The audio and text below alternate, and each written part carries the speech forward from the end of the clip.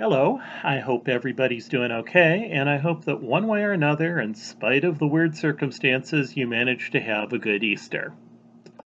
For the past few weeks, we've been looking at the idea of similarity, things that are the same shape but different sizes. And I will tell you, those of you that are going on to trigonometry next year, that's one of the key ideas that is behind how trig actually works. For now, though, we're going to be putting that aside and moving on to some other things. You might get a little bit of a clue of what's happening next from this picture that I happened to find online. We're going to be taking some time and learning about circles and how they all work. And this actually is a combination of parts of two chapters. We're looking at chapters 10 and 12 in your book, getting toward the end of both the book and the year. So if we were in the classroom at this point, I would start things out by asking everybody this question. What exactly is a circle? I want you to think about that for just a minute, and then I'm going to talk about some of the answers that people usually give.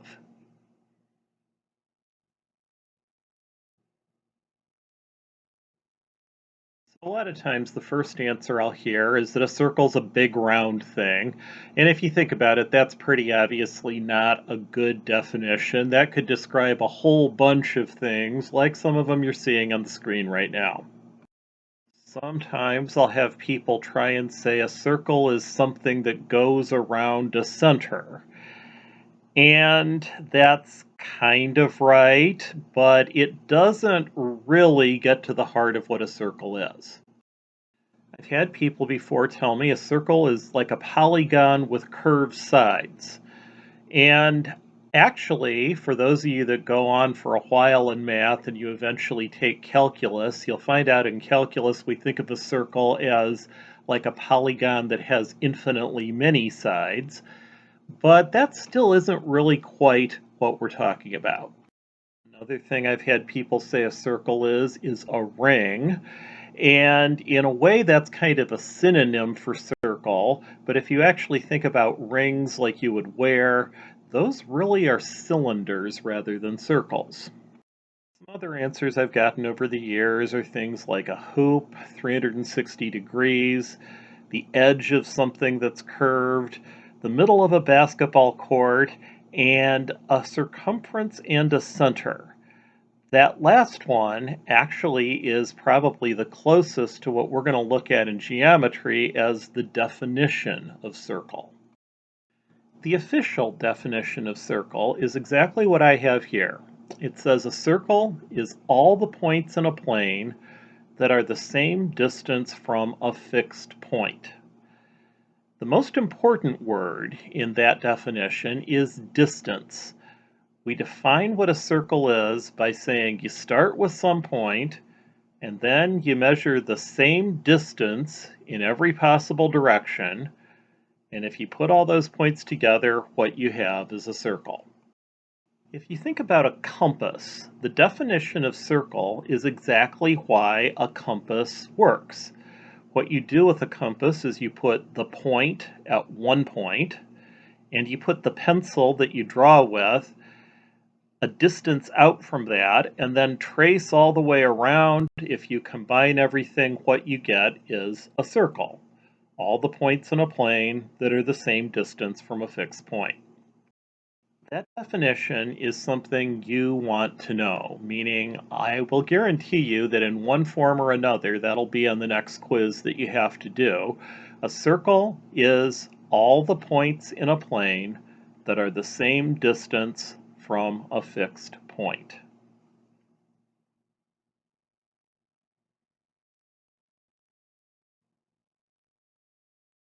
A couple of other things that are important about that definition of circle. First off, the circle is just the outside, it's not the middle. The circle is the stuff that's the same distance away. If you went toward the middle, you'd have stuff that was closer than that distance. What we call the inside of a circle is a disk, which if you think about it kind of makes sense, but we're just talking about the edge, not the middle. Circle also is a two-dimensional object, not a three-dimensional object. That's why it says that it's all the points in a plane that are the same distance from a fixed point. If you went three-dimensional, what you'd end up having is a sphere, like the Earth basically is. Now, I'll actually also mention there's two kinds of three-dimensional objects. There's a sphere and a ball. A sphere is just the outside, a ball is filled in.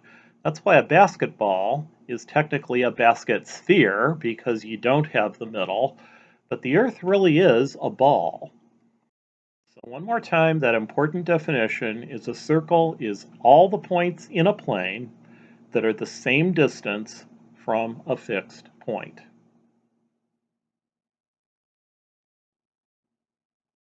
The big thing we're going to do this week is to learn a bunch of terms or words or vocabulary that have to do with circles.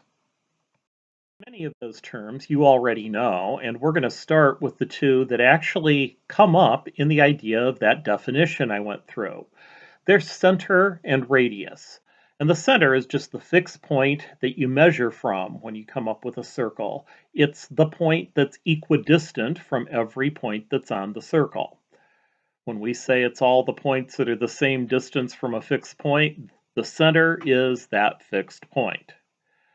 And the other term is radius.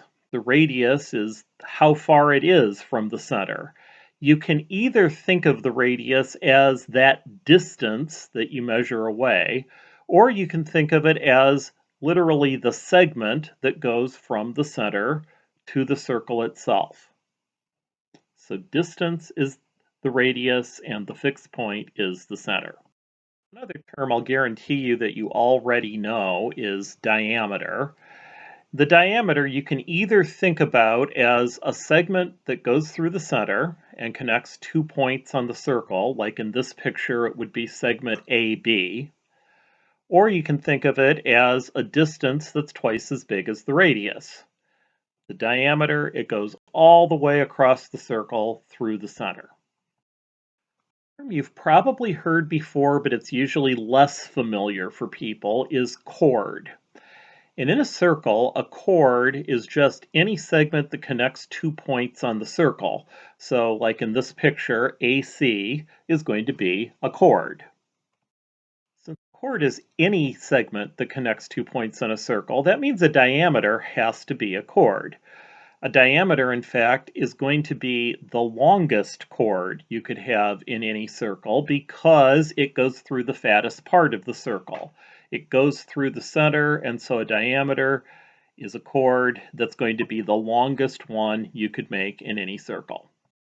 A couple of other terms we're going to introduce here too. The next one is secant, and a secant is just a line that intersects a circle in 2 points. It goes through 2 points. Now, you notice I underlined the word line there. The thing that's different between a chord and a secant is the chord is just a segment. It stops when you get to the end of the circle. The secant is a line. It keeps on going. So I could say that line CB or CF, you could label it either way, is going to be a secant. So is line DE or DF. There's actually like 6 different ways I could name those lines, but the lines that go through 2 points in the circle, that's what a secant is. And a secant is always going to contain a chord. And finally, in these introductory terms, we have the term tangent. A tangent is just a line that intersects a circle at exactly 1 point. In this picture, line L has to be a tangent. It turns out that a tangent will always end up being perpendicular to the radius. That's not really important this week, but we will actually learn some stuff with that in the future. But a tangent, it intersects a circle at 1 point.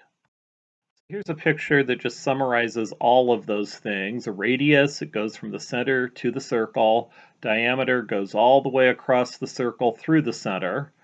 A chord is a segment that connects 2 points on the circle. Secant's a line that goes through 2 points on the circle. And a tangent is a line that just intersects at 1 point with the circle. So here's a quick little set of questions to review. We have a picture there, and it's asking you to name the center, a radius, a diameter, a chord, a secant, and a tangent. So take a minute, look at that picture, and see if you can figure out how you would name those. Remember, when you do name them, you've got to be careful of how things are labeled.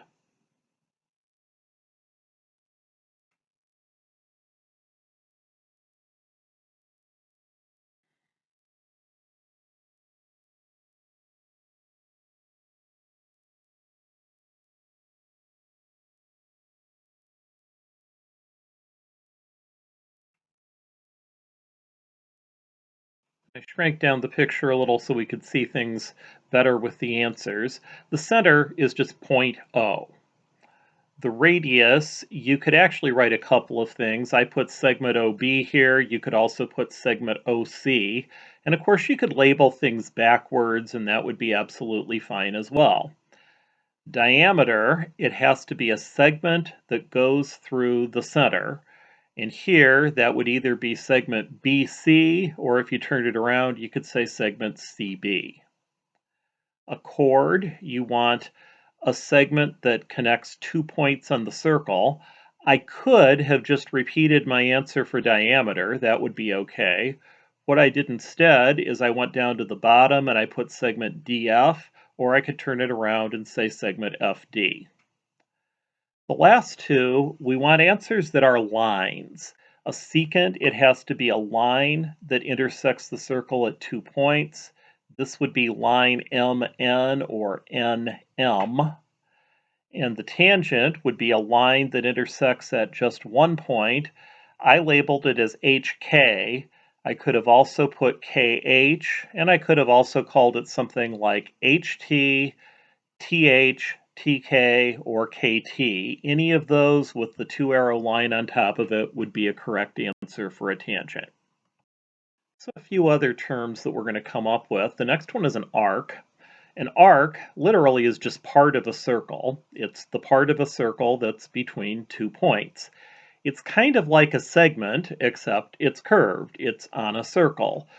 So in this one, I put that AB is an arc.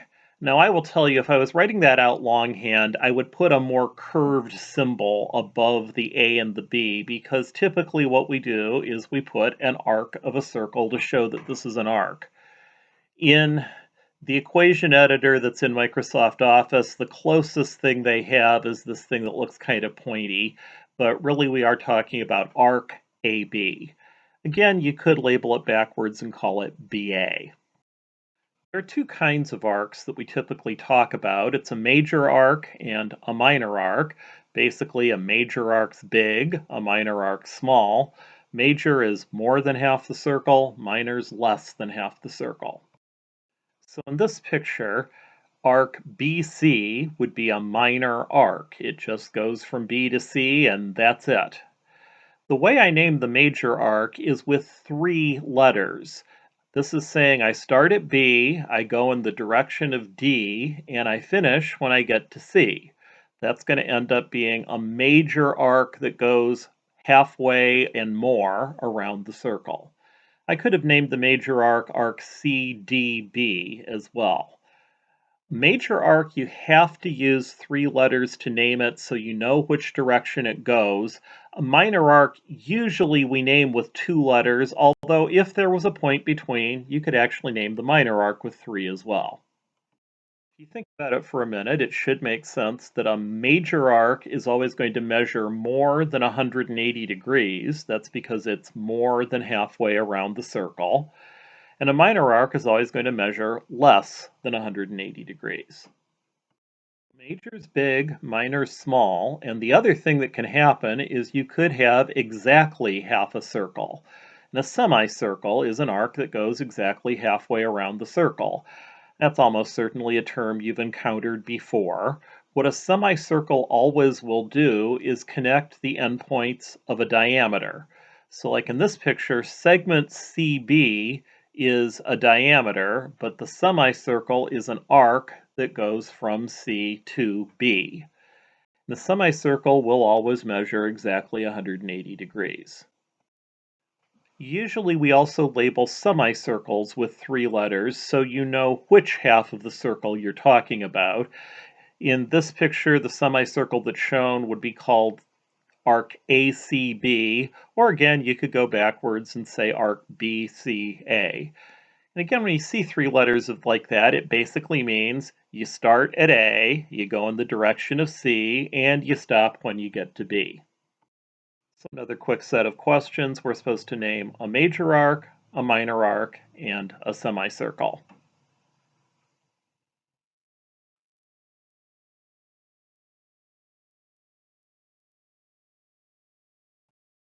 Every one of these, there's more than one correct way that you could write your answer. I put for the major arc DCF, but that's by no means the only answer that I could have had. I could have done that backwards. I could have also done things like, for instance, EFC. That would be another major arc. Minor arc, there's tons of possibilities, anything that's less than half the circle. I put arc EC, but I could have also said something like CF. Semicircle, you have to go halfway around the circle. And in this, there are exactly 2 answers that I know are exactly half of the circle. I put CED. The other possibility would have been something like DFC. And of course, you could name either of those backwards. Sometimes people will look at that picture and say it looks like something like EDF would be a semicircle. The problem with that is I don't know for sure that E and F are exactly halfway around. And because of that, I really don't know if EDF is major or minor or a semicircle, and it really would not be a good answer for any of them. But I do know that CED has to be a semicircle. The last main term that we're going to talk about today is the term central angle. And a central angle is just an angle whose vertex is at the center of a circle. The vertex does have to literally be the center. It can't just be somewhere in the middle. It's got to be right at the center of the circle. So in this picture, angle BAC is a central angle. And that's because we would know here that A is the center of the circle. Whenever you have a central angle, it's always going to create 2 different arcs. One of those arcs, a minor arc, is always completely inside the central angle. We say that the angle intercepts that minor arc. Intercept just means it cuts through and creates that angle. And in this picture, we could say that arc AB is going to end up being a minor arc that's intercepted by angle O. You also will always have a major arc that's on the outside of it, and in this picture, arc ACB is going to be a major arc that's created by the same angle. When we measure arcs, we always measure them in degrees, just like angles.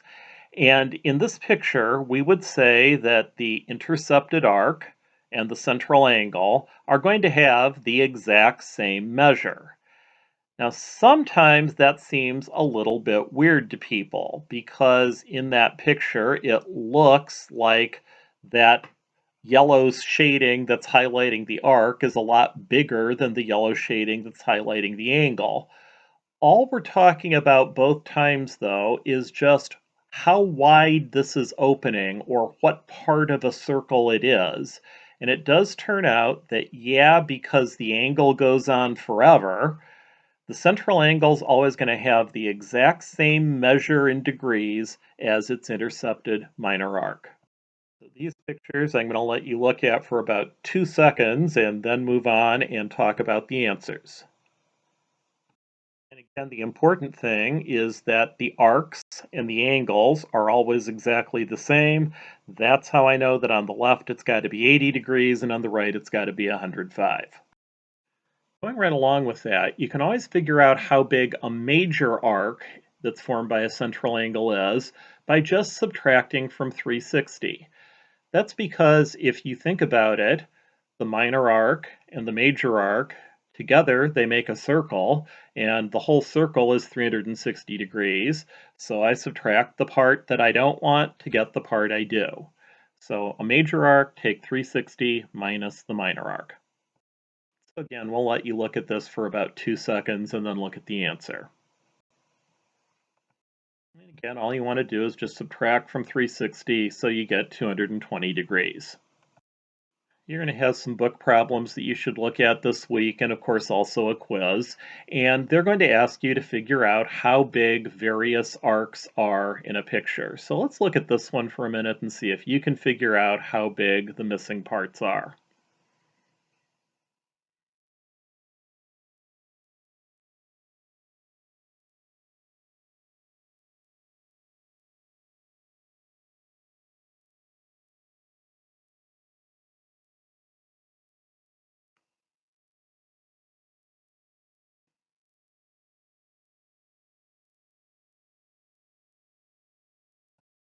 Get the first two answers on this screen. Again, a minor arc is always exactly as big as the central angle. That's how I know ED has to be the 81 that's given in the middle. A major arc you can always find by subtracting from 360, and ECD is just the rest of the circle besides ED, so I subtracted off 360 minus 81 and got 279. FDB is also a major arc, and you could find it by subtracting 360 minus the 135, that's FB over at the bottom left. You end up getting 225. The one that people often have the most trouble with is finding BC. But if you think about it, you have a diameter in that picture going from F to C. And so I've got a semicircle at the bottom left and a semicircle at the top right. And what I can do is subtract 180 minus 135 to figure out that, yeah, that missing part has got to be 45 degrees. If you're not quite sure how to find something that's missing, you want to think, do I have any semicircles in here? And 180 may be important. Here's a quick summary of the terms that we went through today. A circle, again, is just all the points in a plane that are the same distance from a fixed point. The center is that fixed point you measure from, and the radius is that distance. The diameter is just twice the radius, or a segment that goes through the center all the way across the circle. A chord connects any 2 points on a circle. A secant's a line that goes through 2 points in a circle, and a tangent is a line that just intersects at one point. An arc is around the outside of the circle connecting 2 points. Major is big, minor is small. Semicircle is exactly half the circle. Central angle, its vertex is at the center, and the arc that's in the middle of that central angle, we say it intercepts. So hopefully that gives you a decent background on where we're going next with circles. I'll wish you guys a good week, and I decided to end with this picture I came across online that I thought was very appropriate for right now and goes along real well with what we're doing at Garrigan in general. We've been all concerned about the pandemic going around the world. Wouldn't it be nice if we could have a pandemic of kindness? Kind of think about that and see if you can spread kindness to other people too. Have a good week, everybody.